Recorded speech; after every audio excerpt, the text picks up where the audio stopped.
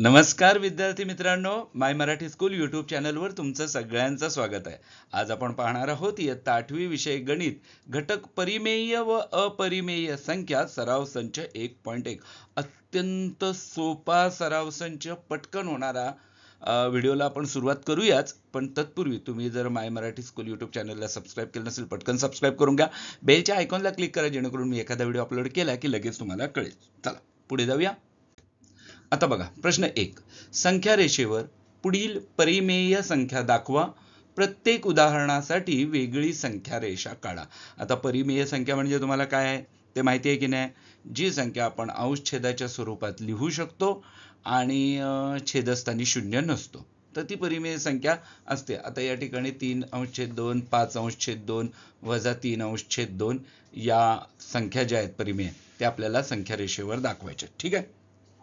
आता बघा, या ठिकाणी आपण संख्या रेषा काढूया. मधोमध इथे तुम्हाला माहिती आहे 0 ही रेषा आहे आणि आता आपल्याला तिची बनवायची संख्या रेषा.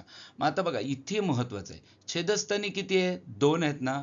मग 0 पासून 1 पर्यंत जाताना 2 भाग व्हायला पाहिजेत. म्हणजे बघा, झाले, हा 1 आणि हा 2.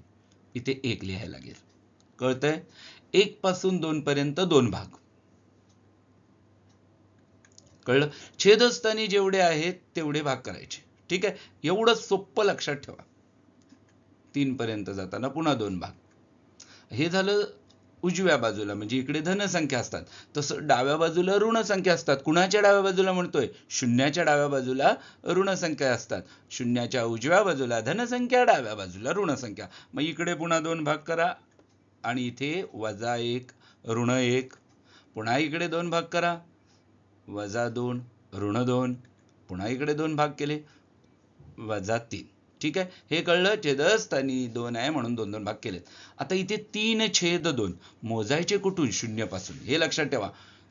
इथं धन दिसते संख्या, म्हणून इकडे उजव्या बाजूला जायचं. 1, 2 आणि 3 दिसतंय. मग इथे 3/2. बरोबर? किती सोपं होतं. 5/2. पुन्हा इथून मोजायचं का? इथूनच मोजायचं आहे, पण इथे 3/2 दिलंय ना, मग इथे 4/2 आणि इथे 5/2. शॉर्टकट पण लक्षात आला पाहिजे ना. आता ऋण 3/2 म्हणजे शून्याच्या मला डाव्या बाजूला जायचंय. 1, 2 आणि 3 इथे बघा, है ना. ऋण 3/2 एकदम सोपं होतं. छेदस्थानी जेवढे तेवढे भाग करायचे आणि अंशस्थानी तेवढं शून्याच्या धनसंख्या असेल तर उजव्या बाजूला जायचं आणि ऋण संख्या असेल तर डाव्या बाजूला जायचं. पुढे जाऊया. पुन्हा 7/5 ऋण 2/5 ऋण 4/5. इथे काय करायचंय? पहिल्यांदा संख्या रेषा, मध्ये 0. आता बघा, छेदस्थानी किती? 5 आहेत, म्हणजे 0 पासून 1 पर्यंत आपल्याला 5 भाग करायचे. इथे मी 0 लिहितो पहिला, 1. मग इथे 5 भाग झालेत का बघा, 1, 2, 3, 4 आणि 5. इथे 1 लिहायचं आहे ना. तसं इकडे आणखीन 5 भाग करूया, 2 होईल. कळलं? 1, 2, 3, 4, 5.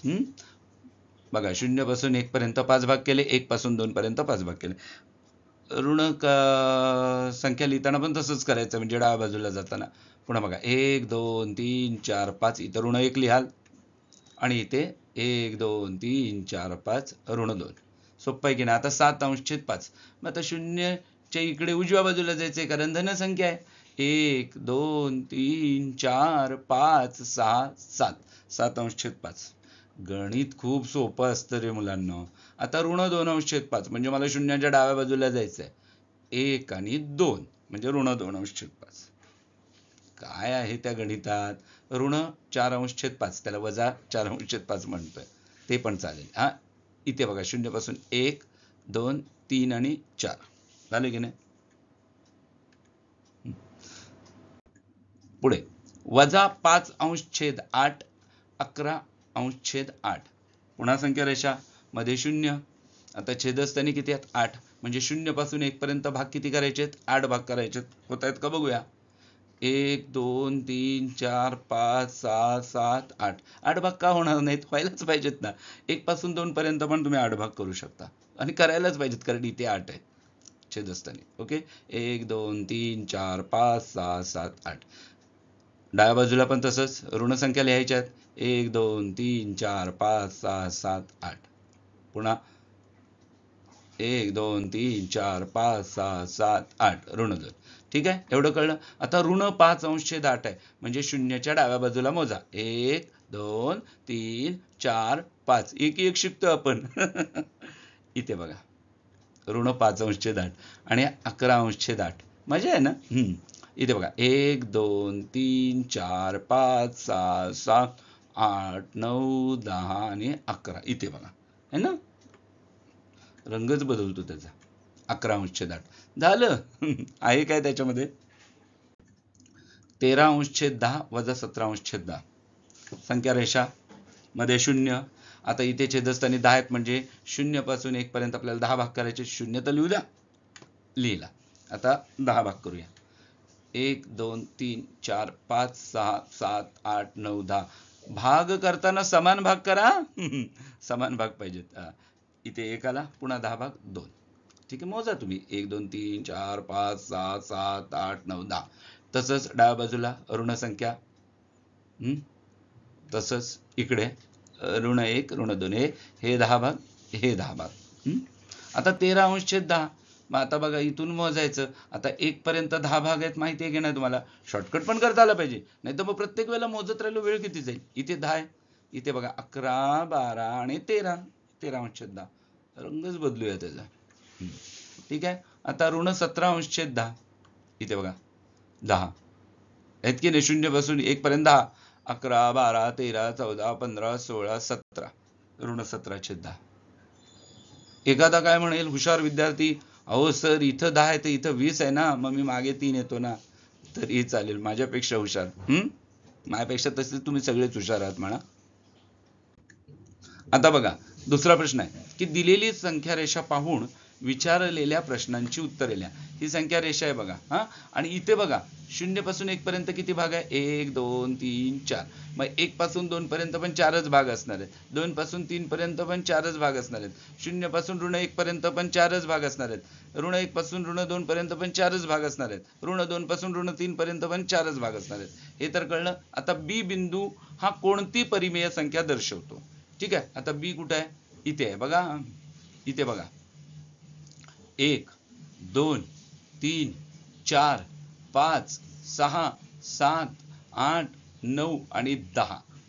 बघा 10 म्हणजे अंशात आपल्याला ऋण 10 लिहायचं आहे आणि छेदस्थानी किती भाग आहेत? 1 2 3 आणि 4 म्हणजे 4. ऋण 10/4. ठीक आहे, ऋण 10/4. पुन्हा दुसरं 1.3/4 ही संख्या कोणत्या बिंदूने दाखवली आहे? आता पूर्णांक युक्त अपूर्णांक आला 2 पद्धतीने. इथे बघा हा इथे 1 पूर्णांक आहे, बरोबर आहे, आणि त्याच्या पुढचा तिसरा भाग 1 2 3 म्हणजे ही येईल 1.3/4. ही संख्या कोणत्या बिंदून दर्शवली? तर सी बिंदून दर्शवली. परत एकदा सांगतो बघा 1.3/4. 1 पूर्ण आहे, अंशात किती 3 आहेत म्हणून 1 2 3 इथे सी बिंदू पाशी. किंवा अजून तुम्ही सोप्या पद्धतीने काय करा, हे बघा यांचा गुणाकार करायचा 4 आणि 1 चा किती होता 4 आणि त्याच्यात 3 मिळवायचे. म्हणजे आपण त्याला अंशछेद स्वरूपात लिहिलं. 4 एके 4 आणि 3 7. 7/4. मग इथून मोजा 1 2 3 4 5 6 7. आलं? असं या पद्धतीने पण करू शकता. 1.3/4 ही संख्या सी बिंदूने दाखवली आहे. तिसरं, डी या बिंदूने 5/2 ही परिमेय संख्या दाखवली आहे. हे विधान सत्य की असत्य ते लिहा.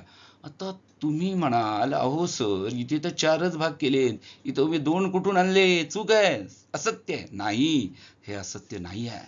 आपण सोडून बघू मग कळेल. पहिल्यांदा डी बिंदूने कोणती संख्या दाखवली आहे परिमेय ते पहिलं पाहू. इथे बघा इथे 4 आहे, पुन्हा इथे 4 आहे, 8 आहे, 9 आणि 10.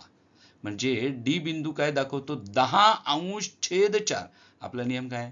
जेवढे भाग केले तेवढे छेदस्थानी असतं ना, मग 10/4. इथं बघा डी या बिंदूचे स्थान 10/4. पण याला पुढं सोपं रूप देता येतं की नाही? 10ला 2नी भाग जातो, 4ला पण 2नी भाग जातो, मग त्याला आपण सोपं रूप दिलं म्हणजे 2नी 10ला भाग लावला तर आलं 5, 2नी 4ला भाग लावला तर आलं 2. बे पंचे 10, बे दुने 4.